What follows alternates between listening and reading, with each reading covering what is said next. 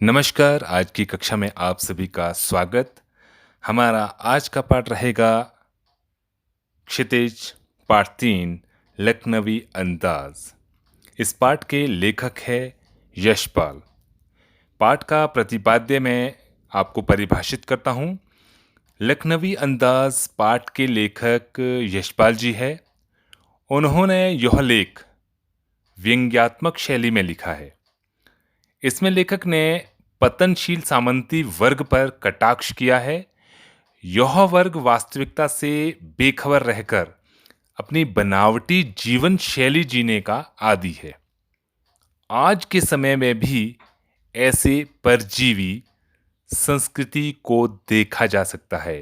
तो इसे व्यक्त किया है, प्रस्तुत किया है इस पाठ के माध्यम से कि सामंती वर्ग किस प्रकार अपनी बनावटी शैली में जीते हैं और आज एक उपहास का कारण वे बन चुके हैं। अब मैं पाठ का सार आपके समक्ष प्रस्तुत करूंगा। लेखक यानी कि यशपाल जी अपनी नई कहानी की खोज के लिए, नई कहानी लिखने के लिए सेकंड क्लास का टिकट लेते हैं। उन्हें लगता है यदि वो सेकंड क्लास में जाएंगे तो उन्हें एक एकांत का वातावरण मिलेगा और खिड़की से बाहर प्राकृतिक दृश्य देखने के लिए मिलेंगे। एकांत होने के कारण एक नई कहानी वो बना सकेंगे और लिख सकेंगे। परंतु उस डिब्बे में जब लेखक प्रवेश करता है तो वहां पर लखनवी नवाब नस्ल का एक सफेद पोश सज्जन पालती मारकर बैठे हुए थे। लेखक को देखकर उनके मन में असंतोष का भाव जागृत होता है। लेखक को ऐसा महसूस होता है कि लखनवी नवाब को उनका उस डिब्बे में आना अच्छा नहीं लगा। उनका एकांत चिंतन जो था वो शायद भंग हुआ है। नवाब ने अपने सामने तौलिए पर 2 ताजे चिकने खीरे रखे हुए थे। लेखक उनके बारे में तरह तरह के अनुमान लगाता है और सोचता है शायद मेरे आने से इनके एकांत में विघ्न पड़ गया और ये एकांत में इन खीरों का सफर में आनंद लेना चाहते हैं। मैं इनके आनंद में विघ्न का कारण बना हूं। शायद इसलिए ये इस तरह से मुझे नजर आ रहे हैं। तभी अचानक उन्होंने लेखक से कहा, आदाब अर्ज जनाब, खीरे का शौक फरमाएंगे? तो लेखक ने जवाब दिया, शुक्रिया अदा कर कहा और चुप रह गई। थोड़ी देर पश्चात नवाब साहब ने तौलिया झाड़कर सामने बिछाया। फिर लोटे से पानी निकालकर अब दोनों खीरों को धोया, पोंछा, अपनी जेब से चाकू निकाला और खीरों के सिर काटकर उसे गोंदकर झाग निकाली और तत्पश्चात उन खीरों को काटने लगी। नवाब ने बड़े सलीके से उन फाहों को काटा, फिर खीरे काटकर तौलिए पर सजा दिए। उन फाहों पर बड़े सलीके से जीरा मिला नमक और लाल मिर्च बुरक दी गई और लेखक से कहा कि आप भी लखनऊ के बालम खीरे का आनंद लीजिए।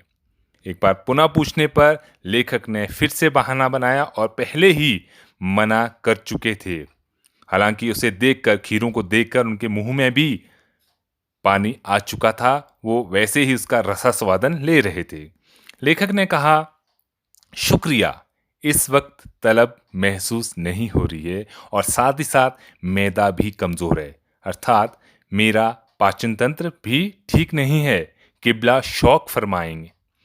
नवाब साहब खीरे की फाहों को अपने होंठों तक ले गए और सूंघा, नाक से सूंघते हुए, उसका पूरा रसास्वादन लेते हुए उनके मुंह में जो पानी आया उसे गले से नीचे उतारकर और फिर उस फाहे को खिड़की से बाहर फेंक दिया। आनंद से उनकी आंखें मूंद गई। ऐसा महसूस हुआ कि उन्होंने उस खीरे का आनंद लिया और उसके पश्चात एक एक करके सभी फाहों को उन्होंने सूंघा और खिड़की से बाहर फेंक दिए।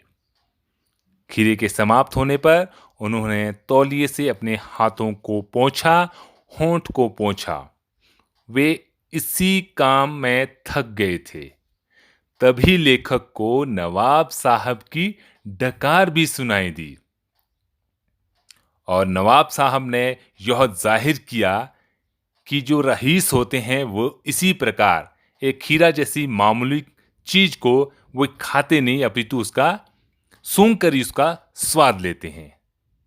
वे लेखक को देखकर बोले, खीरा लजीज होता है लेकिन होता है शकील, नामुराद मैदे पर बोझ डाल देता है, अर्थात ये पचता नहीं है।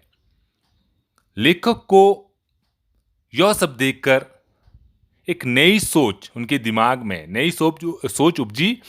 लेखक सोचने लगे कि जब एक नवाब एक व्यक्ति सुगंध और स्वाद की कल्पना से ही पेट भर सकता है, भर जाने के पश्चात डकार तक आ सकती है, तो क्या मैं बिना विचार, बिना घटना और बिना पात्रों के लेखक अपनी इच्छा से कहानी क्यों नहीं बना सकता। तो इस प्रकार लेखक को एक नई सोच उनके दिमाग में उपजती है और साथ ही साथ इस पाठ में एक बनावटी शैली को भी प्रदर्शित किया गया है। तो ये था हमारा आज का पाठ और कल इसके उपरांत इसके प्रश्नोत्तरों का हम अभ्यास करेंगे। आज के लिए केवल इतना ही। धन्यवाद।